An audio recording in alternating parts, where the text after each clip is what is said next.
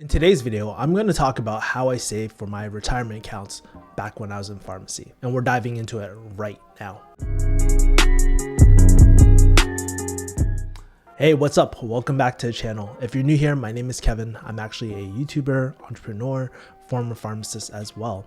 And in today's video, we're going to take a blast into the past. I actually shot this video a few years ago. I was cleaning out my hard drive and I realized, hey, I never even uploaded this major video. At the time when I was shooting this video, it was around 2017. I was actually pretty seasoned pharmacist at this point, and I think I pretty much surpassed my first 100K as well around this time. I moved into my new apartment and I was thinking about doing a investing program as well. Now, if you watch this video, how I act back then and now are totally different. So it's kind of weird watching me as well. So if you guys enjoy more of these older videos too, of me reacting to them or anything like that, let me know in the comments as well. And in this video, I actually talk about things like 401k and Roth IRA and basically how to retire as well for pharmacists. And honestly, the knowledge in here is still quite relevant, but if you want to see me do a reboot, let me know in the comments as well. Let me know if you want to see a similar investing topic. If you guys don't know, I actually have a separate investing channel nowadays. It's called Kick-Ass Investing. I'll leave a card up here. I actually have a free masterclass for teaching you how to set up your Roth IRA in just over the weekend. So it's a real free course. You can check that out as well. I'll leave the description below. But yeah, I hope you enjoyed this video. And if you want to see any updates, let me know. But let's dive straight into it as well. I'll talk to you guys later. Take care. Bye. Guess what? Today, I actually f***ed up. I went to work and I wasn't scheduled. How many times has this happened to you? Anyways, what is up? I am shooting another Ask Kevin Yee. So on to your Mudda questions. For y'all that don't know the series, I just answer your Mudda questions. This series was actually inspired by the homie Gary Vee. So shout out to you. Thank you for motivating me and inspiring me to do this. If you guys got questions, as always, you can email me, send me an IG DM, leave a comment below. But anyways, let's answer some questions. Okay, today I have Alan. Hey Kevin, great work on your website and your videos. I'm a follower of your content and work. It's a great mixture of knowledge from Ramit Sethi and Robert Kiyosaki. So I opened up a Vanguard account and want to start off to invest as soon as possible. Can you walk me through the steps how to begin and navigate Vanguard? I'm aware that S&P 500 index mutual funds are the way to go. With the $3,000 minimum to open up an account, I'm starting to save up enough through my online savings account. Your help would be greatly appreciated. Thanks. Well, as you know, one of my biggest influences growing up was actually Ramit Sethi, and a lot of these concepts I'm taking are actually from Ramit. So shout out to you, Ramit. I sent him an email, he wrote an email back. But anyways, besides the point. So great, you wanna start off with index funds and you're headed in the right direction. But it's pretty easy. So literally all you have to do is go on Vanguard. In the right hand corner, it'll say open up an account and you start typing it in. Now, there's a few things that you wanna consider. I would probably recommend starting a Roth IRA just because there's a lot of tax benefits, and when you're in the lower tier, especially like if you're in pharmacy school, when you get out, you're not gonna be able to start a Roth IRA. You wanna take care of it right now and reap all the benefits. So for y'all that don't know, there's two things that you have to keep in mind when investing. It's taxes and ROI, so the actual funds that you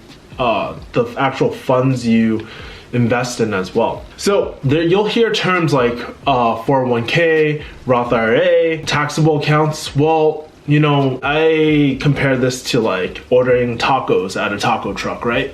So when you go pull up to a Mexican taco truck, there's always two things that you need to figure out. The vehicle, so whether you want a burrito, a quesadilla, or taco, you gotta figure that out. And then the second thing is the meat. So how I like to think about things is that your vehicle is a tax vehicle. So your 401k, Roth IRA, taxable account, right? There's other accounts too, but we'll just stick to those three. And then there's the meat. And so that's that, and those are your index funds, mutual funds, individual stocks, bonds, stuff like that, you know what I mean? So whenever you're investing, always keep those in mind.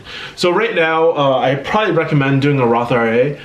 So you want to open up a Roth IRA with your Vanguard account, and they're gonna make you fill out some personal information, fill out some paperwork. Yeah, so it's relatively easy. Honestly, it's just like opening up a bank account. They might mail some stuff to your house and then you have to sign off on it.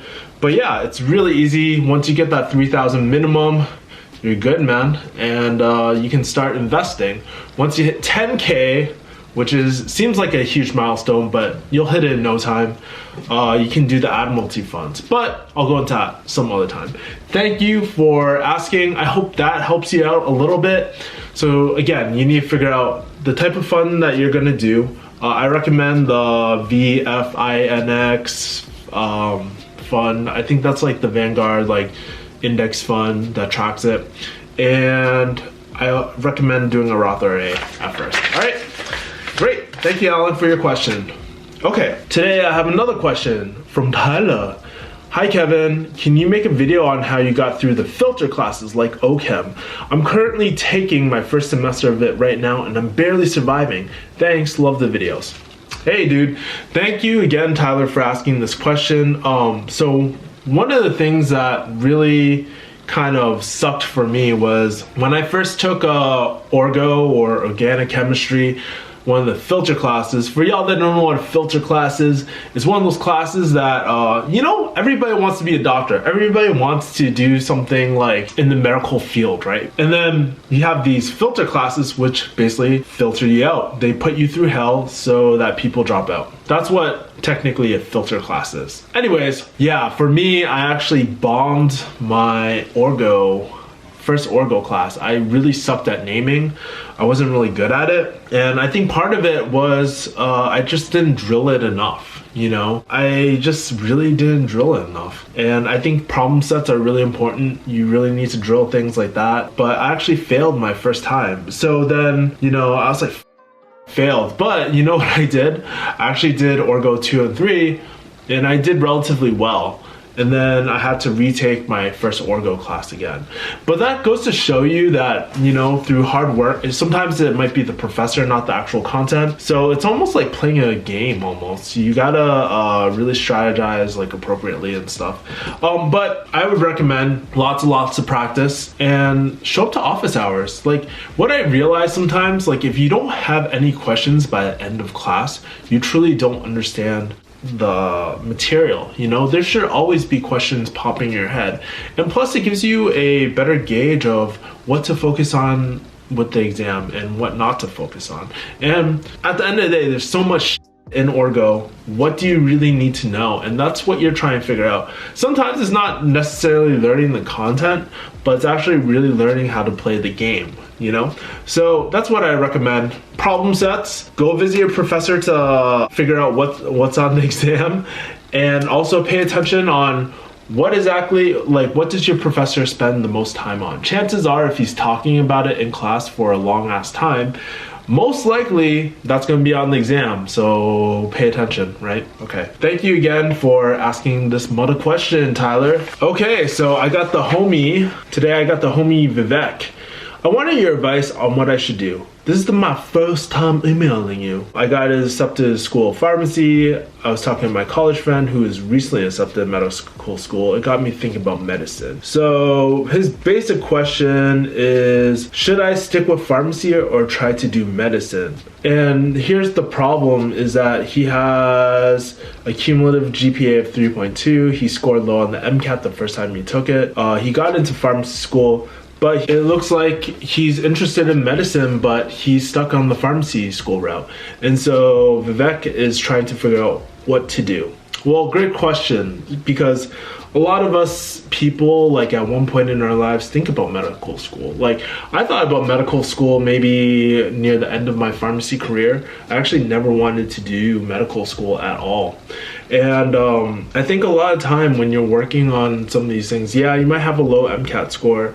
Yeah, you might have a low cumulative GPA. Chances are, on paper, you might not get in, but at least try, you know?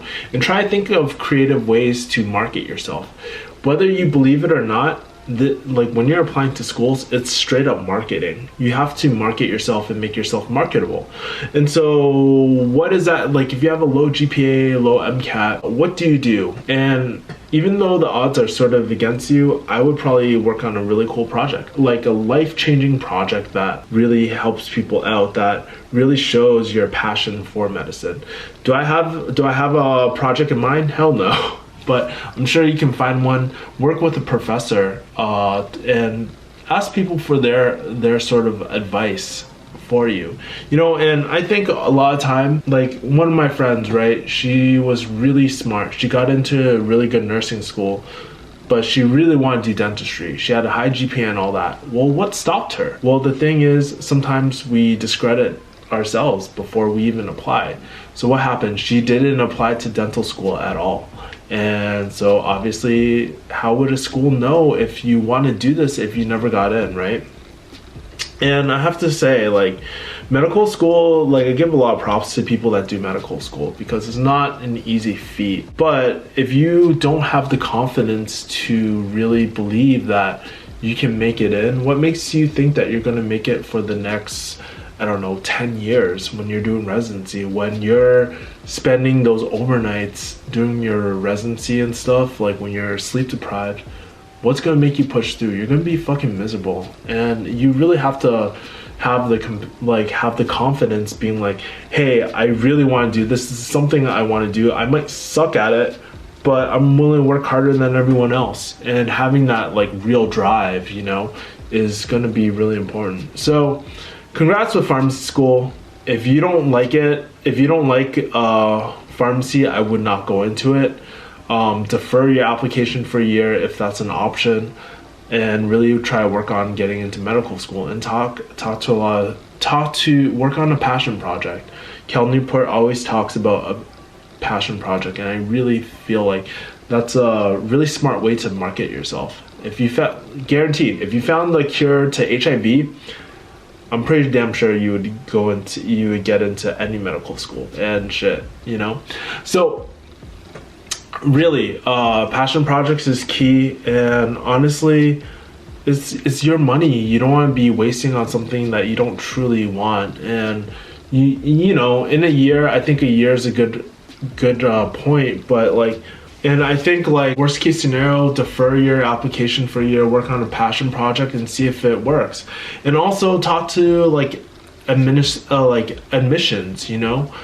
Sometimes they can provide really good information about like the average, like about candidates, interviews and stuff like that, you know. But anyways, I'm not sure if that was really helpful, but Vivek, thank you as always. I always see you on the live stream, so feels great giving back to you, man. Anyways, guys, if you guys got questions, feel free to email me at subscribers@refugeehustle.com. My IG is Kevin the Refugee _ at each word. It's gonna pop up at the end of this video. Yeah. And so if you guys got any questions, please let me know. Thumbs up this video. It really helps me because, you know, more engagement, it helps boost my videos up. So if you think I provide really good content, please share with your friends and finger bang that like button.